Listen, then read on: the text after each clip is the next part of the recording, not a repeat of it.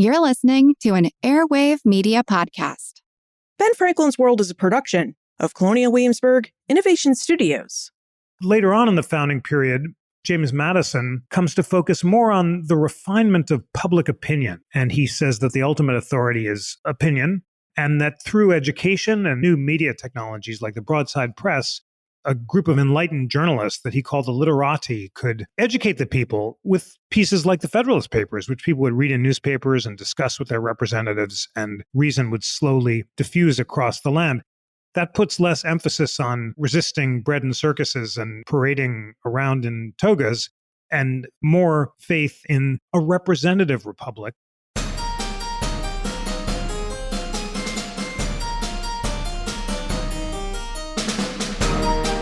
Hello, and welcome to episode 394 of Ben Franklin's World, the podcast dedicated to helping you learn more about how the people and events of our early American past have shaped the present-day world we live in.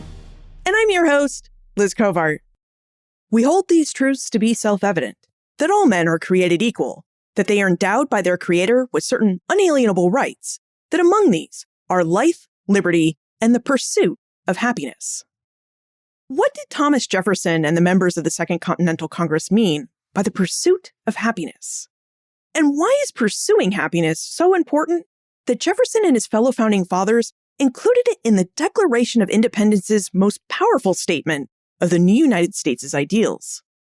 Jeffrey Rosen, the president and CEO of the National Constitution Center and a law professor at George Washington University Law School, joins us to investigate and answer these questions with details from his book, The Pursuit of Happiness: How Classical Writers on Virtue Inspired the Lives of the Founders and Defined America.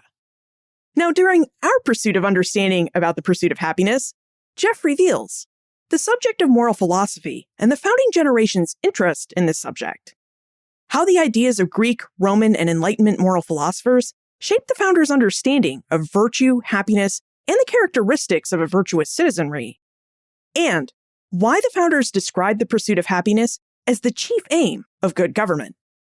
But first, I'd like to ask you a favor. Would you please help me spread the word about Ben Franklin's World by telling one of your friends or family members about the show?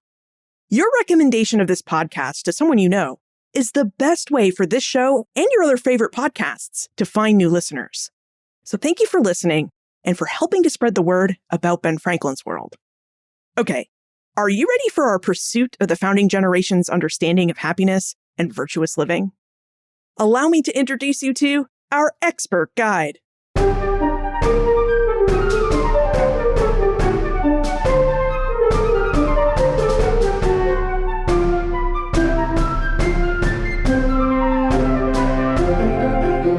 Our guest is the president and CEO of the National Constitution Center in Philadelphia.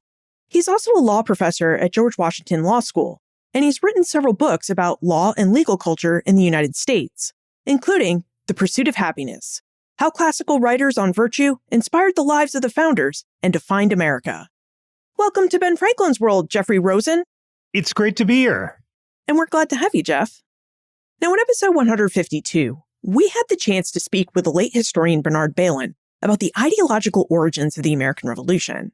And during our conversation, we came to understand that many of the founders relied on their educations in history and Greek and Roman philosophy to define the American Revolution and then establish the new state and national governments that came after that.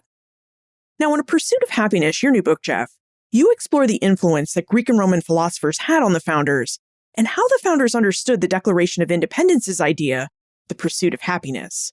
So, Jeff, could we start with having you tell us what drew you to study the Greek and Roman philosophers that the founders studied, and what drew you to investigate how the founders' classical ideas informed the 18th century understandings of the pursuit of happiness? Absolutely. Well, first of all, what a thrill that you had the great Bernard Bailyn on the podcast. And as it happens, I had the honor of studying with him in college. I took his lecture course on American history. And in college, I remember yearning for some kind of moral framework that was an alternative to the greed is good ethos of the 1980s, which is when I was an undergrad. And I didn't find that in my studies with Bernard Bailyn or with other great teachers of history and literature, because classical moral philosophy had fallen out of the curriculum when I was in college in the 80s. It was during COVID that a series of synchronicities led me to this project. I was rereading the part of Ben Franklin's autobiography where he talked about his effort in his 20s to achieve moral perfection. And he came up with a list of 13 virtues: temperance, prudence, industry, order, resolved each night to see how he lived up to them. I knew about the project, but I noticed that he'd chosen as his motto a book by Cicero that I'd not heard of, the Tusculan Disputations, and the motto was, "Without virtue, happiness cannot be." A few weeks later, I was at the Boar's Head Inn in Charlottesville on the UVA campus and noticed that Thomas Jefferson had made a list of 12 virtues for his daughters. They were almost identical to Franklin's, but what was surprising is that Jefferson, too, when people would ask him what's the secret of happiness, would send a passage from this Cicero book, the Tusculan Disputations, that said essentially, the person who's achieved tranquility of soul, who's neither unduly exuberant or unusually despondent, they are the wise and happy person. So I figured I should read Cicero because I'd not heard of this book before, but what else to read? And then I found this amazing reading list that Jefferson would send out to people who asked him when he was old how to be educated. He would send this to kids who were going to law school, who were children of his friends, or anyone who asked. And this list included political philosophy, ancient history, literature. What caught my eye was the section on moral philosophy that Jefferson sometimes called ethics and sometimes natural religion. And at the top of this list was Cicero's Tusculan Disputations, and then other Greek and Roman moral philosophers, Epictetus, Marcus Aurelius, Seneca, as well as Enlightenment philosophers like John Locke, Francis Hutcheson, Bolingbroke, and Hume. Basically, during COVID, I set out to read these books just because I thought it was a gap in my education. I've had a marvelous liberal arts education, but despite that wonderful education, I never encountered these books of moral philosophy because they fell out of the curriculum by the time I was in college in the 1980s. So I set out to read them during COVID. I woke up early before sunrise, just as Jefferson suggested in his very rigorous schedule, watched the sunrise, read the moral philosophy, spent a year doing this. And after a year, it just changed my life. It changed the way I understood happiness. Because for the founders, I learned happiness was not feeling good, but being good, not the pursuit of pleasure, but the pursuit of virtue. They understood virtue as the use of our powers of reason to moderate our unproductive passions or emotions so that we could achieve the calm tranquility that allows us to be our best self.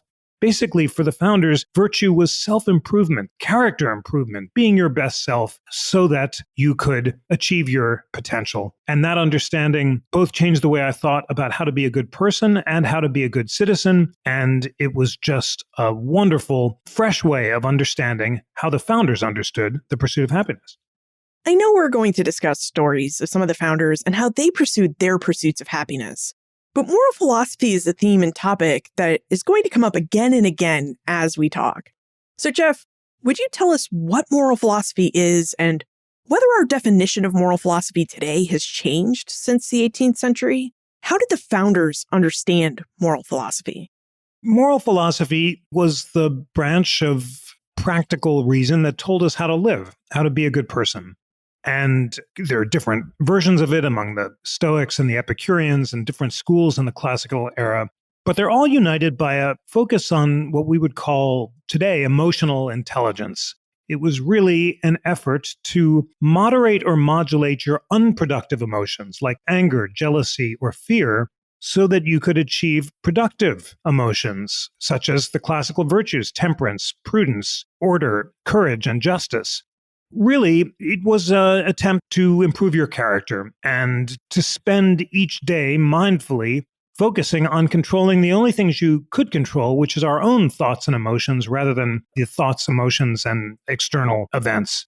Today, we look at these matters within spiritual traditions, both religious traditions and non-sectarian traditions like mindfulness. The Eastern wisdom traditions, such as Buddhism and Hinduism, focus on this form of emotional self-mastery as the key to virtue. But what's so striking is that this used to be a core part of the curriculum of middle school students, high school students, college students for much of certainly American history and really for much of world history. But in America, this moral philosophy fell out of the curriculum sometime in the 20th century, and today it's not studied much. Something I think we can appreciate is that as part of Jeff's research for the pursuit of happiness, he set out to read the same philosophy books as Thomas Jefferson. Jeff, would you tell us more about Thomas Jefferson's reading list and what he was reading? The whole reading list is remarkably broad, and it's really inspiring. It includes novels. He was a big fan of Lawrence Sterne and other novelists who gave examples about how to live well. What's so striking about it is he prescribes not only what you should read, but the time of day you should read it. You have to wake up early in the morning and read moral philosophy. Then after breakfast, you're allowed some political philosophy and history. After lunch, some natural science and astronomy. After dinner, you can get the poetry and literature, and then to bed.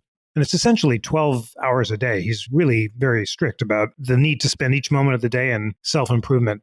It was his own unique list. He'd added to it over the years. Some of the moral philosophy was added later because it came out later. But what's so amazing about the moral philosophy is that when I read the books on Jefferson's reading list, and there are 10 or so in the moral philosophy section, almost all of them contained the phrase, the pursuit of happiness or pursuing happiness. Both the English authors like John Locke, for whom the pursuit of happiness turns up in his essay concerning human understanding, and some of the English translations of the classical authors like Seneca, and Jefferson recommends the translators too. What this showed me was that the pursuit of happiness was not some esoteric phrase that Jefferson made up. It was ubiquitous. It was everywhere. It was absolutely shared by all of the traditions, classical, Enlightenment, Christian, and Whig, and Blackstone, the legal philosopher, used it as well. And all of the traditions have a version of the same understanding of it also as a form of character improvement or emotional self-mastery.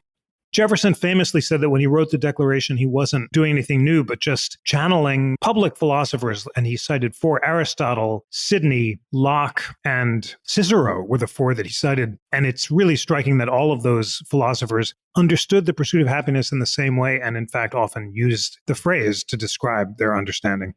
In addition to reading the books on Thomas Jefferson's reading list, did you follow his pretty strict reading schedule as well? And if you did you find his recommendations of reading as the sun rises and reading poetry before bed? Did you find that schedule impacted your understanding of the different books that you were reading? It changed my life. I read, but I'd fallen out of the habit of reading for stuff that wasn't related to immediate deadlines, just reading for the sake of understanding and learning and growing. And yes, following this rigorous schedule, getting up before sunrise, reading for an hour or two, watching the sunrise.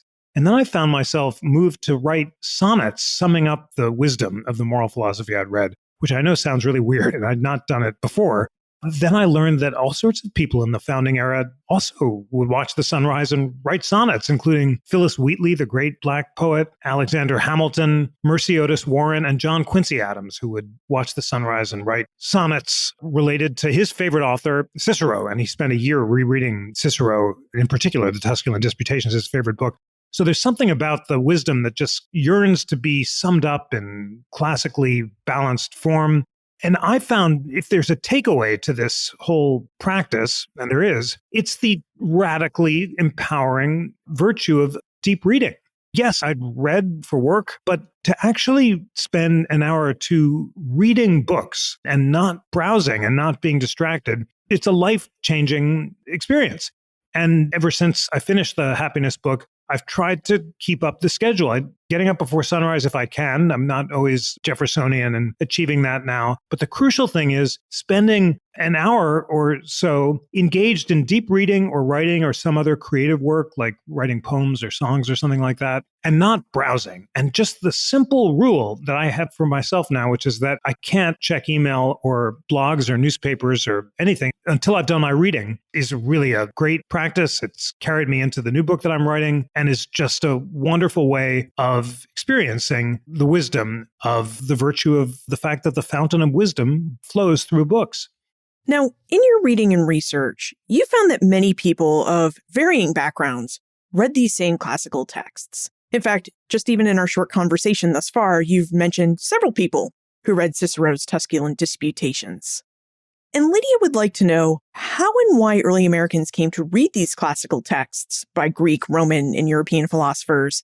And she'd also like to know if the readers that we're talking about who read these texts were just a handful of elite people, or whether this constituted a large body of early Americans. Such a great question.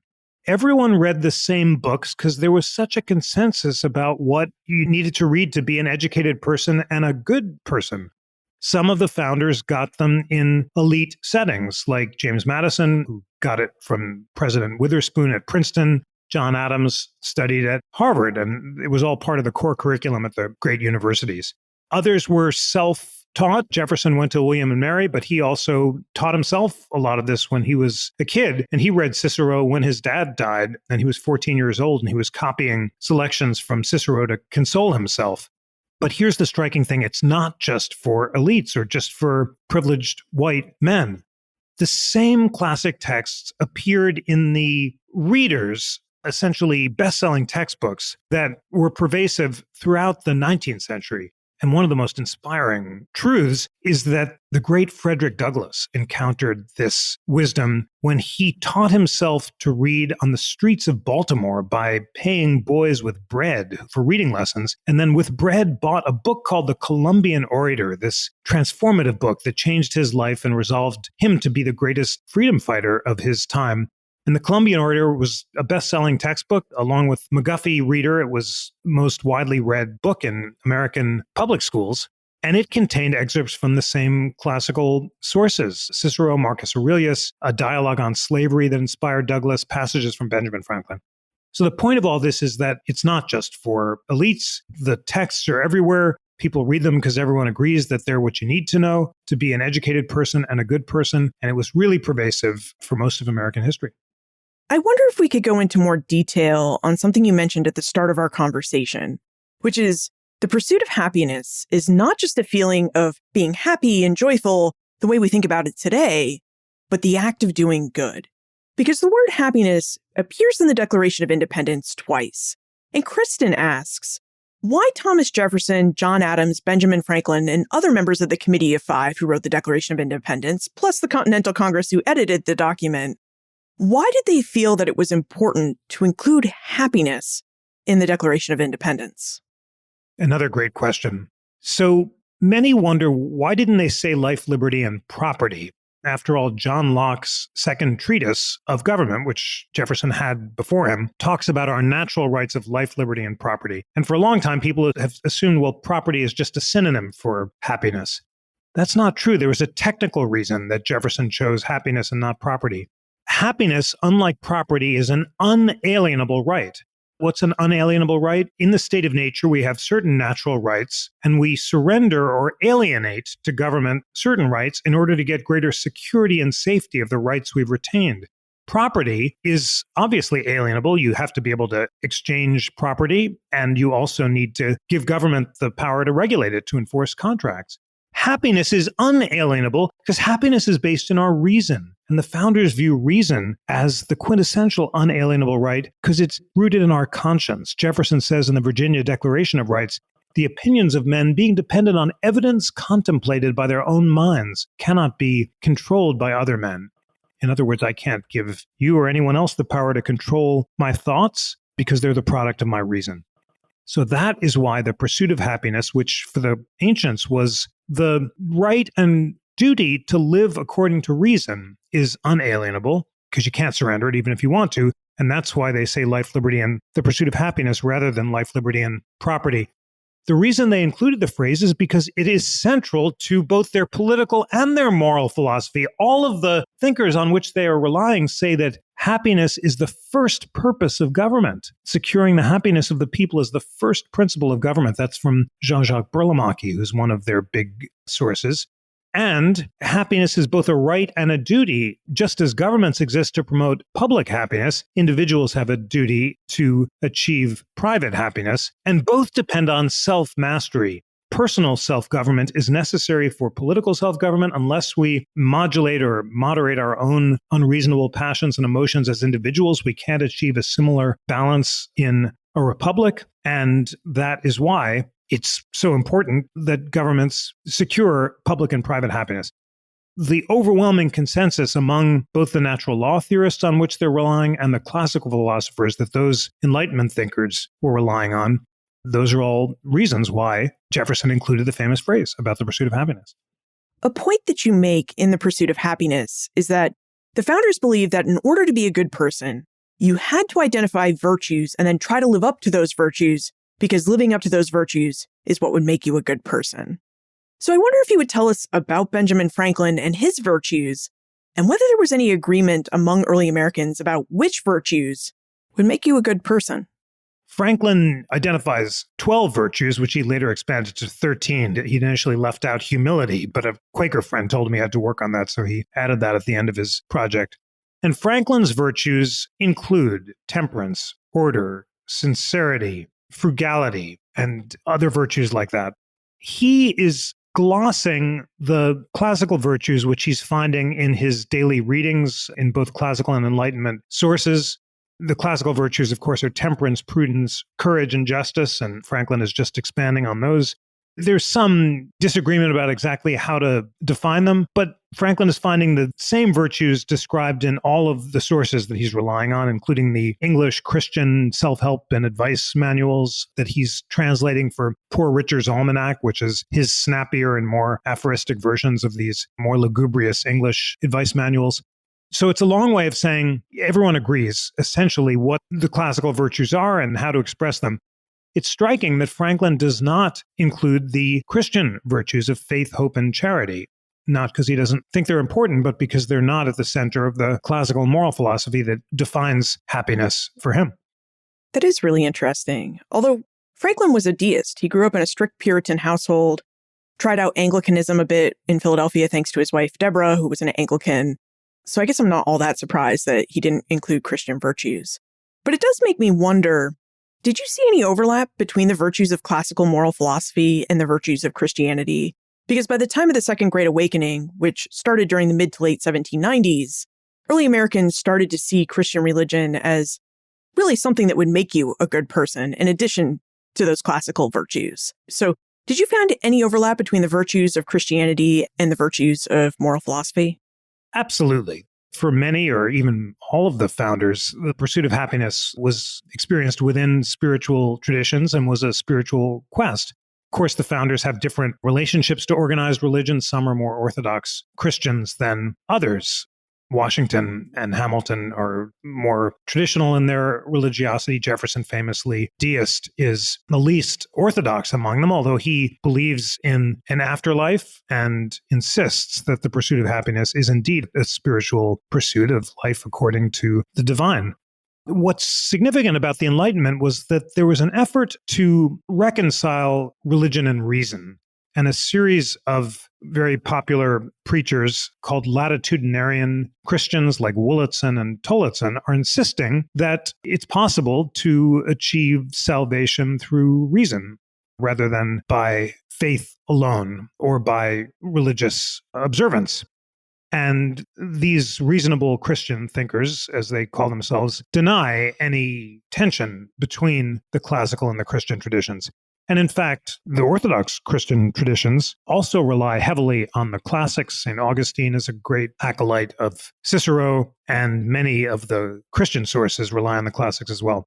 So all this is to say that the debates about the relationship between religion and the state are completely separate from the core understanding of happiness as virtue. That basic understanding is shared by the classical traditions, by the Christian traditions. The differences among the religious traditions are much less significant than the similarities, which is a shared commitment to character improvement, to self-mastery. And for all those reasons, Tocqueville, when he talked about the pursuit of happiness, which he defined as self-interest properly understood, to the degree that the classical understanding of happiness involved impulse control of resisting immediate gratification so you could achieve your long-term interest, Tocqueville famously defined that as self-interest properly understood. And he thought that in America, it was most likely to be achieved because of the spirit of religion.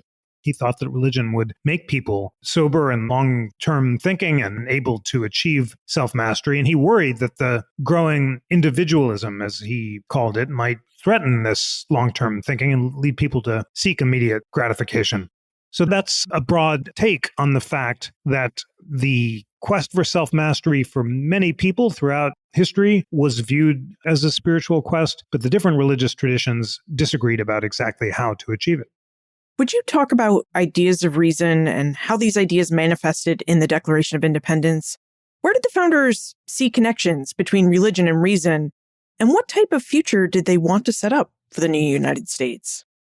Well, of course, the core paragraph of the Declaration is a pay-in to Enlightenment reason. It's a statement of natural rights philosophy, and it says, we hold these truths to be self-evident, that all men are created equal, that they are endowed by their Creator with certain unalienable rights, and among these rights are life, liberty, and pursuit of happiness. That's the statement of the Enlightenment belief that it's self-evident that we're all endowed with equal and natural rights. But then it goes on to say that to secure these rights, governments are instituted among men, deriving their just powers from the consent of the government. That's a test of the proposition, as Hamilton put it in Federalist I, that governments could be established based on reason and reflection rather than force or violence. That's the whole notion of social contract theory, that we, through our reason and reflection, voluntarily alienate or surrender control over certain natural rights to government in order to obtain an exchange, an equivalent, namely greater security and safety of the rights we've retained. And then the final clause says that when government subverts these rights, it's the right of the people to alter and abolish it, and to establish new governments such as will be most conducive to their safety and happiness. So in other words, when government breaks its side of the bargain and threatens retain natural rights rather than making them more secure, people have the right of revolution and to establish governments that are more likely to secure public happiness. It is all united by this transcendent, shining faith in reason, and that is the proposition that the Constitution set out to prove. I was just going to ask, as a legal scholar and the CEO of the National Constitution Center, did you see a shift in the way that the founders were thinking about the pursuit of happiness and the virtues that made people good between the writing of the Declaration of Independence in 1776 and the United States Constitution in 1787? The shift is not in the way people are thinking about happiness and virtue, but in how best to achieve those ends. So the revolution is centrally concerned with asserting natural rights of equal liberty and sees an unalterable antithesis between liberty and power, and is determined to overthrow a tyrannical government that's threatening our reserved natural rights.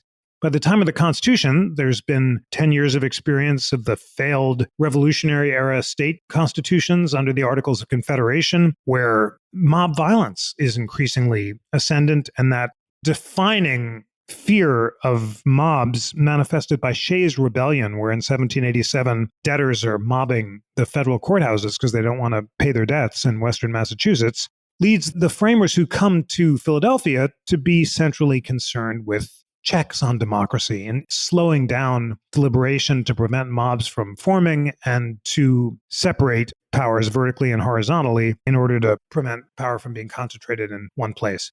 So the main concern with the Declaration is in natural rights. The main fear of the Constitution makers is in the excesses of democracy. But both are determined to create a government strong enough to protect our reserved rights, but constrained enough so that it doesn't become tyrannical.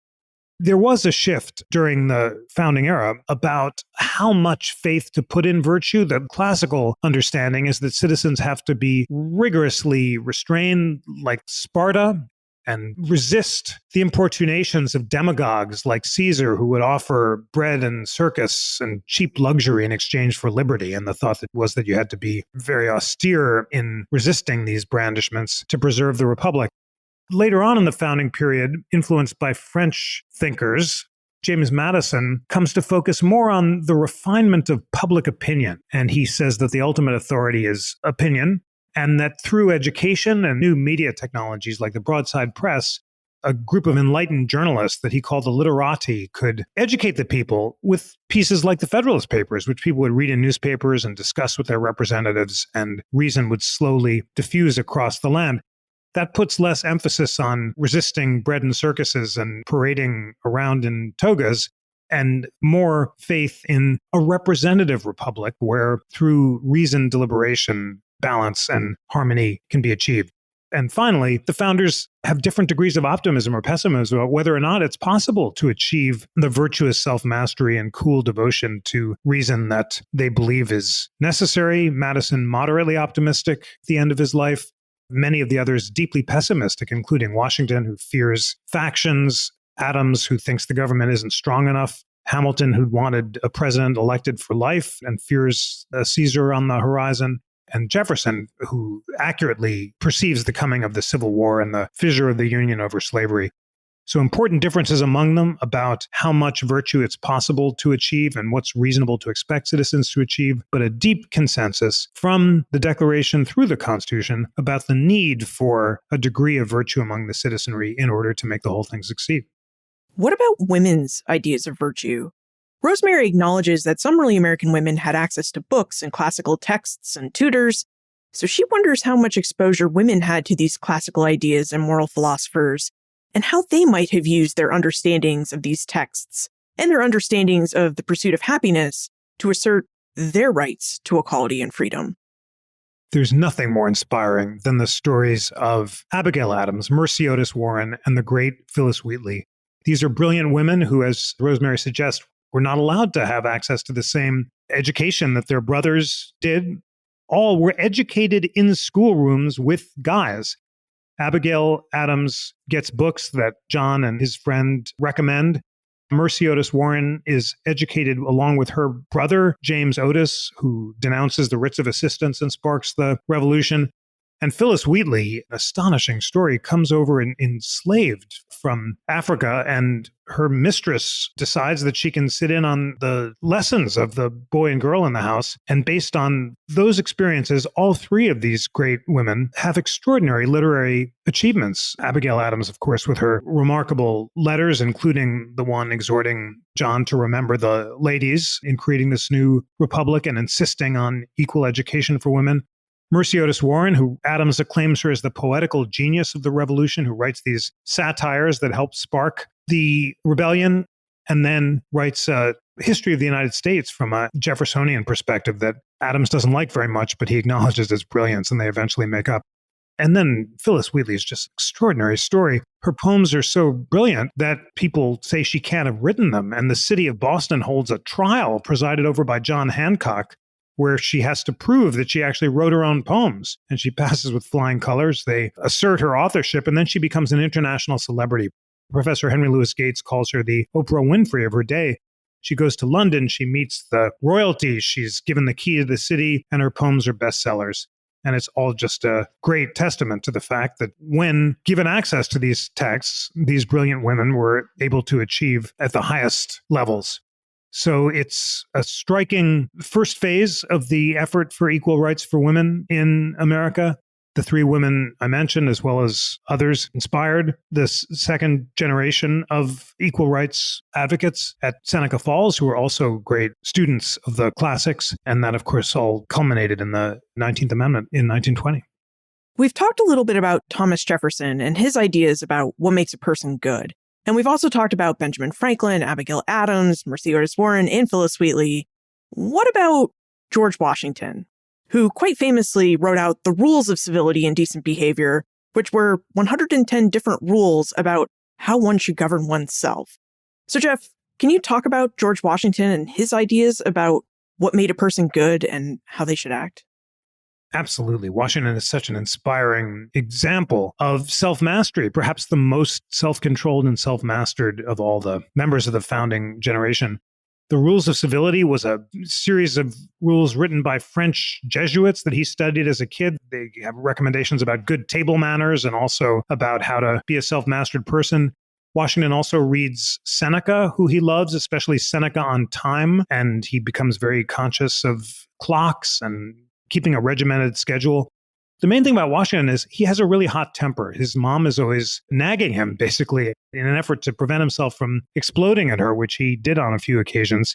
He really works on never showing his emotions in public, and that self-mastery leads him to lose his temper in public on very few occasions, and to extraordinarily inspiring moments like when the troops are rebelling at Newburgh. He, first of all, has read to them his favorite play, Addison's Cato, which talks about the consolations of mild philosophy. And then he mounts what's called the Temple of Virtue, this wooden stage, and reads his appeal to the soldiers to achieve virtuous patience. He just says, wait, be patient, and I'll ensure that Congress pays you for what they owe. And this appeal, amplified by the fact that he puts on his reading glasses to read it, which makes the soldiers weep because they've never seen him confess weakness before, all contribute to his extraordinary leadership and the respect that he has across the board.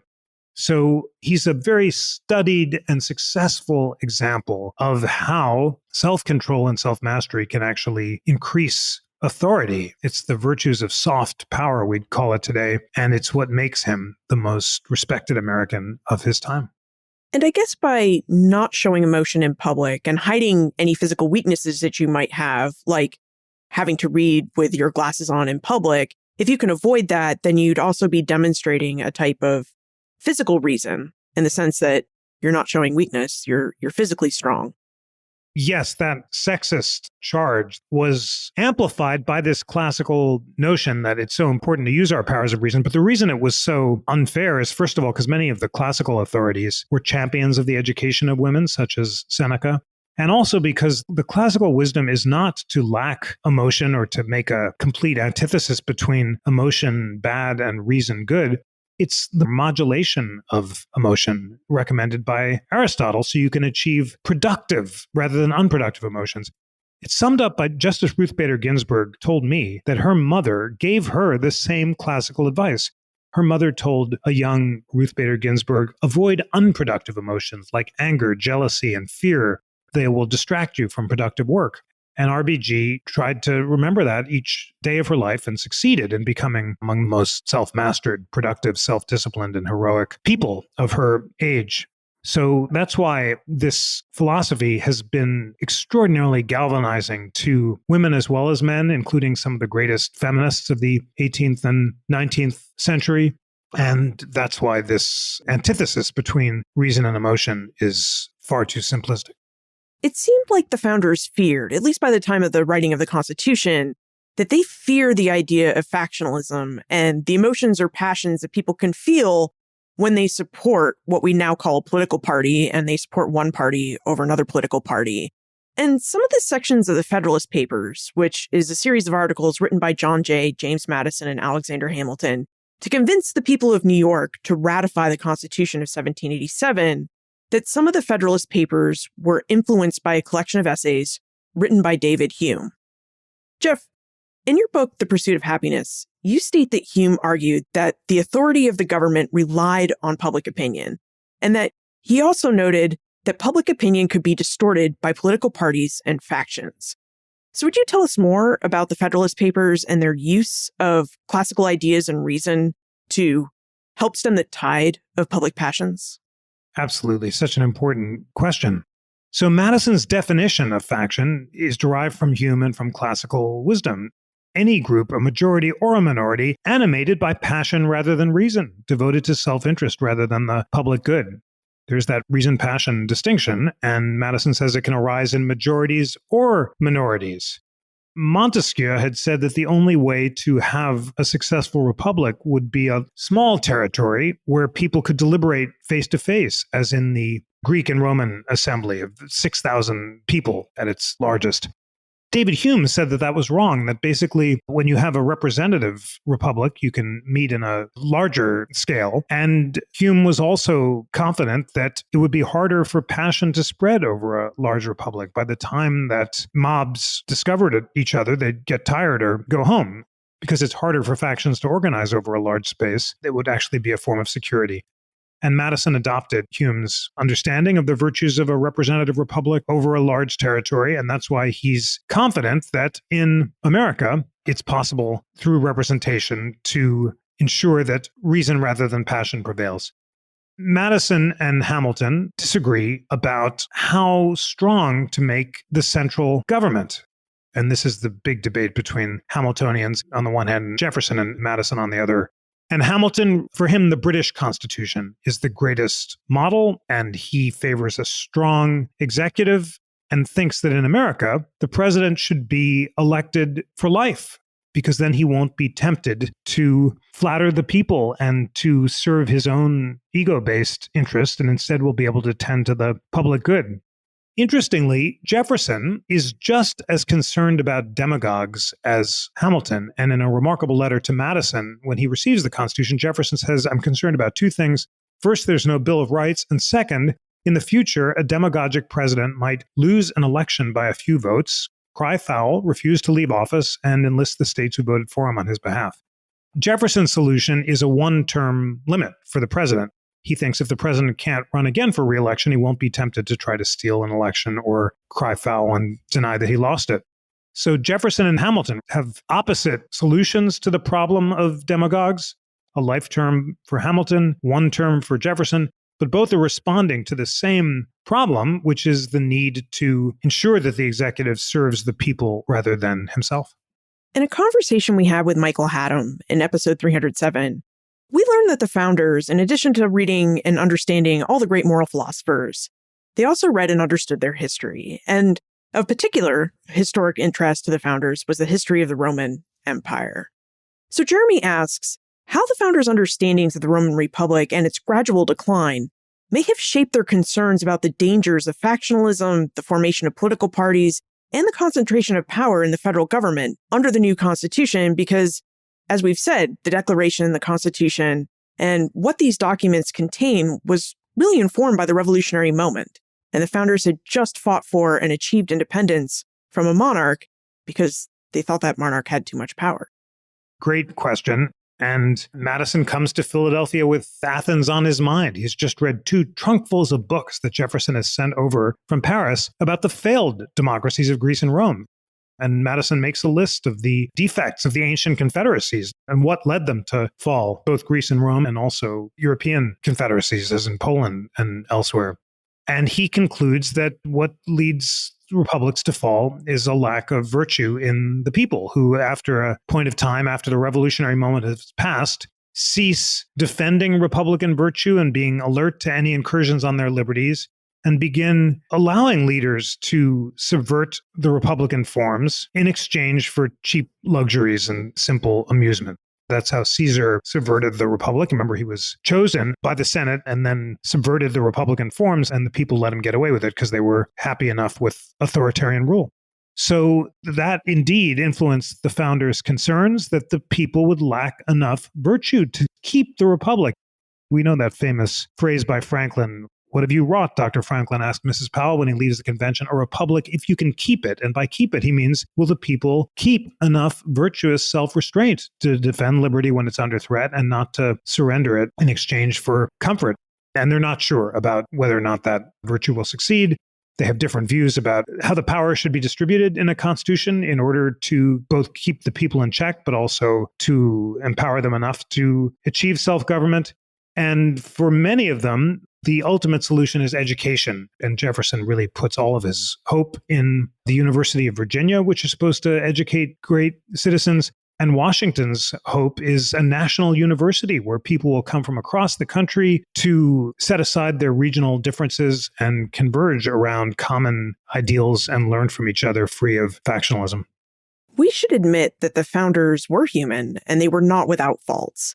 And we've talked about how George Washington and Benjamin Franklin wrote out these virtues or behaviors that they wanted to emulate and model based on the classical philosophies that they had been reading.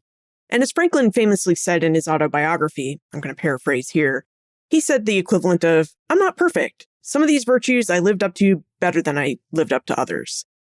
So knowing all of this, Jeff, I wonder if you would tell us what you think we can learn about the founders' ideas about the pursuit of happiness and their journeys to trying to be good moral citizens of the United States.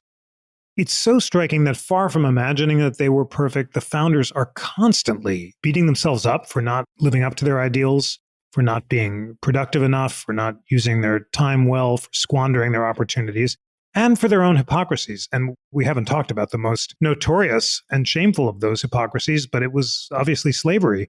And what's so striking is that far from defending the morality of slavery, the first generation of enslavers recognized their own hypocrisy. There's that really striking and important quotation from Patrick Henry, where he says, after giving the "Give me liberty or give me death" speech, "Is it not amazing that I myself, who think that slavery violates the Bible and natural right, myself own slaves, I will not attempt to justify it. It's simple avarice or greed I can't do with the inconvenience of living without it." And that brutal moment of self-awareness and candor, I know it's wrong, but I like the lifestyle and I don't want to give it up. is one that different founders came to in different moments. Jefferson was always accusing other people of greed, even though that he himself lived this avaricious life of addiction to luxury at Monticello, and it was because of his own avarice that he didn't free his enslaved population, including his own children, by Sally Hemings, who waited on him hand and foot throughout his life until his death, where he passed along his debts and his enslaved population to his kids. So looking closely at the founders grappling with moral philosophy by no means absolves them of their hypocrisies or suggests that they were perfect. But what is striking is that they were aware of these hypocrisies and they didn't imagine that they themselves were perfect. And they led morally serious lives because they grappled so constantly with their own anxieties and imperfections and failings. It really humanizes them just to see someone like John Quincy Adams writing in his diary in his early 30s. He's just turned down a Supreme Court appointment. He's the minister to St. Petersburg. And he says, I'm 30-something years old. I haven't achieved anything. I'm squandering all my opportunities. I'm spending too much time at the theater. I'm drinking too much. If only I had a little more self-discipline, I might have ended war and slavery. That's the kind of high bar that he set for himself. But it's because he's bristling against his mom, Abigail, who's always telling him, be perfect, subjugate your passions to your reason. I thought having a Jewish mom was tough. Imagine having a Puritan mom. It's a very difficult bar to achieve. But when you see how utterly immersed all of these men and women were in this particular moral framework, you realize how human they were, how much they recognized their own shortcomings, how hard they struggled to do better. In some ways, it's consoling to recognize that our great founders were constantly beating themselves up for their own imperfections and didn't imagine that they were even making the best use of their own talents.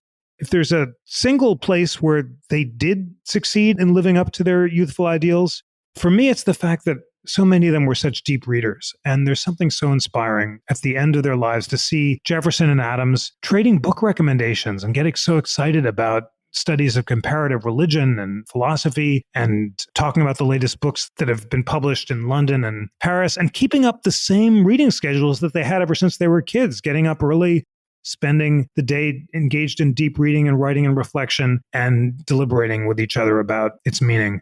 And that's something we can all take with us. We have the extraordinary privilege of living in an age when all the books in the world are essentially free and online. It just blows my mind that I was able to do my COVID reading and then write this book sitting on my couch at home, because you can either read cheap or free editions of all the books in the world or actually copies that the founders themselves read. So it's a marvelous time to be a reader. All we need is the self-discipline to actually read rather than browse, and the founders themselves are inspiring models for that kind of self-discipline. I guess it's also really important to remember that the pursuit of happiness is a pursuit. It's a journey. And as you mentioned, Jeff, even the founders sometimes found this pursuit of happiness, to be a real challenge. Absolutely. It's a journey, it's a quest, and it's in the quest and the journey rather than the obtaining that happiness is found, because happiness is daily efforts to become more perfect. That powerful phrase in the Constitution is one that Ben Franklin used when he said he hoped at the end of his long life that any of the many errors that he made in his life could be considered like printer's errors or errata and corrected and amended by the author, by the divine. So there's no final state or resting place, but each day when we feel like we've used our talents and abilities to the best of our abilities and read a good book or had a good conversation with a loved one or connected or done something for others, that's the quest, that's the pursuit. And realizing that rather than the immediate gratification of just doing what feels good in the moment, slow and steady quest to become more perfect is the meaning of happiness.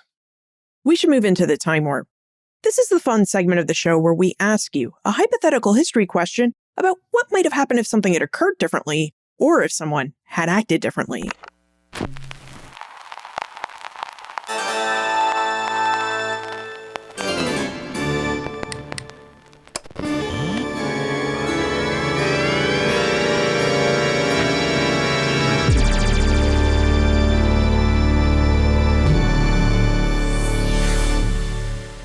Jeff, what if Congress had not written the word happiness in the Declaration of Independence? How would the absence of the pursuit of happiness have shaped the early republic and the personal lives of the founders we discussed today. Well, the founders were so devoted to this quest for self-mastery, which they got from their youthful reading, that they would have done it whether it was in the Declaration or not. However, it might have been harder to sell the Declaration, because what are you fighting a revolution for? You can talk about abstractions like tyranny and no taxation without representation, but really what motivates all of us is happiness. It's the first purpose of government and life, as everyone recognized. So it was a great slogan. It's a really good brand or meme. And then, of course, it crucially inspired freedom fighters throughout American history. It's so inspiring to see the abolitionists and heroic Black freedom fighters, starting with Prince Hall in 1777, invoking the Declaration and saying, we're entitled to this too. You're hypocrites in excluding us. We also demand our right to pursue happiness and that you recognize it and secure it. And then David Walker and his appeal in the antebellum era, and then Susan B. Anthony and the great women's suffrage advocates and Ida B. Wells, and then all of the progressive era groups that invoked the Declaration, all the way up to the 20th century and Martin Luther King on them all. It's been the mission statement of America, the Declaration of Independence. In every generation, previously excluded groups have demanded that they be included in its sweeping promise and its embrace, and that America live up to its promissory note, as King put it. And in all of these eras, it's been crucially important to frame the demand for inclusion in terms of the pursuit of happiness. So, Jeff, you mentioned earlier that you're continuing to follow Thomas Jefferson's reading recommendations and his deep reading habit, and that this habit is really helping you write your newest book. Would you tell us what this newest book is about? I would love to, because I'm so excited about it. It's how the Hamilton-Jefferson debate has defined all of American history, all of our political history, and all of our constitutional history. And in some ways, it's the most obvious of all theses. Martin Van Buren recognized it was the central debate in American history in the Jacksonian era, and at every stage, historians have identified it as crucial to the American idea. But no one has taken it up from 1776 to 2026, which is when the book is going to come out. So that's the project. The first half of the book just tells the great story of this amazing battle for the soul of America between Hamilton and Jefferson, and in particular, how their battles over a couple big ideas: national power versus states' rights, liberal construction versus strict construction of the Constitution, and democracy versus aristocracy or rule by elites. How that battle over the bank defined the rise of the first political parties, the Federalists versus the Republicans, and then every political party ever since, the Whigs and the Jacksonian Democrats, the Lincoln Republicans and the Wilson Democrats, and then, of course, our current parties. And then after telling that story, I take it up to the present and show that in the big moments of American history, the founding, Reconstruction, the New Deal, and then the Reagan Revolution, Jeffersonian strict constructionists have invoked his principles to fight back against their perceptions of Hamiltonian excesses of big government. And the Hamiltonians have defended nationalism against what they view as the insurrectionist nullification of the states' rights folks. It's just a marvelous way of learning about American history, of telling a great and dynamic story. I can't wait to wake up every day because it's so much fun to learn about this great story, and I'm so excited to share it. It'll be out in 2026. We could tell you're very excited about this book, and we're looking forward to hearing your argument in 2026. Now, although we've been focused on the topic of your book, The Pursuit of Happiness, you're also the CEO of the National Constitution Center. And I wonder if you would tell us about the National Constitution Center and what we can see if we go to Philadelphia and visit. Well, I'm thrilled to do that. It's just the most marvelous national treasure, this institution founded by Congress during the bicentennial of the Constitution. And here's the mission statement, which I always recite at the beginning of our podcasts and programs. The National Constitution Center is the only institution in America chartered by Congress to increase awareness and understanding of the Constitution among the American people on a nonpartisan basis. And it's so inspiring to be the organization that brings together liberals and conservatives to debate and discuss every aspect of the Constitution on all media platforms. We have this magnificent museum in Philadelphia on Independence Mall, across from Independence Hall. It's the greatest view of Independence Hall in America, with live theater about the Constitution, rare copies of the Constitution and the Bill of Rights, Signers Hall, where you can see life-size statues of the founders, and incredible exhibits on the First Amendment and Reconstruction, on the history of the American idea. And then there's this amazing online platform that I really want listeners to check out called the Interactive Constitution. And it's at constitutioncenter.org. It's gotten 80 million hits since we launched in 2015. It's now among the most Googled constitutions in the world. And you can click there on any clause of the Constitution and find the leading liberal and conservative thinkers with 1,000 words about what they agree it means and separate statements about what they disagree about. This is people like Justice Amy Coney Barrett and Neil Katyal debating the meaning of the habeas corpus clause. And you multiply that by 80 parts of the Constitution, it's just a feast. But then there's these wonderful podcasts that I have the privilege of hosting every week, We the People, that bring together liberal and conservative thinkers on constitutional issues in the news and throughout American history. And then there's this Constitution 101 class that we've launched. It's free and online. Everything you need to know about the Constitution. You can see it now at constitutioncenter.org. And in the fall, we're doing a version of it with Khan Academy. This is Khan's first civics class. And in partnership with that great online education provider, we're going to really aspire to reach hundreds of thousands of kids providing nonpartisan civics for all. So those are among the great resources you can find at the National Constitution Center. It's just an honor to be working with this incredible team of colleagues to host these great discussions and educational experiences, which model what America's supposed to be: thoughtful dialogue among people of different perspectives, respectfully exploring areas of agreement and American history and disagreement, all in the service of learning about American history, just as the founders hoped. And we'll include links to those resources in our show notes. Jeff, if we have more questions about the pursuit of happiness or perhaps the United States Constitution, where can we get a hold of you and learn more about your work and pose those questions?